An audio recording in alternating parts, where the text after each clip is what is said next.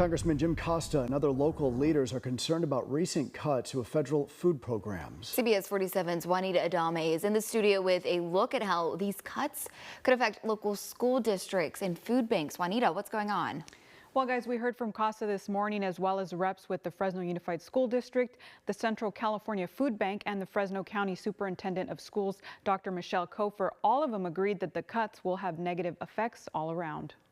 Local leaders are worried about the recent cuts to federally funded food programs. It's about children who are food insecure in our schools, not only here in the San Joaquin Valley, but throughout the country. Congressman Jim Costa held a virtual press conference this morning to talk about the negative effects that cuts to programs like LFPA and LFS will have. These two programs are really intended to create local partnerships between school districts and local farmers to be able to purchase highly nutritious foods for the schools to improve their ability to teach kids. The cuts are part of the Trump administration's efforts to reduce federal spending. That ignores, I think, the realities of families who depend upon school meals. Fresno Unified received nearly $500,000 during the 2023 school year to be able to buy locally grown products. We invested in high-quality, locally sourced food. That included fresh produce, organic chicken and turkey, and other nutritious ingredients. Chief Communications Officer Nikki Henry said Fresno Unified serves over 70,000 students, many of whom are facing economic challenges. There's distinct disparities between rural and our urban schools, and we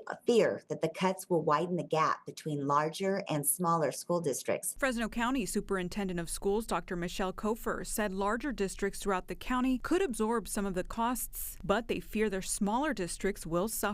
We're particularly interested in and concerned about those smaller rural school districts that struggle with a limited food supply chain as well, and they have to rely very heavily on federal support. Now, the cuts won't just affect the school districts, but also the food banks around here, whom last year distributed 60 million pounds of food to people across this region. In the studio, Juanita Adame, CBS 47 Eyewitness News.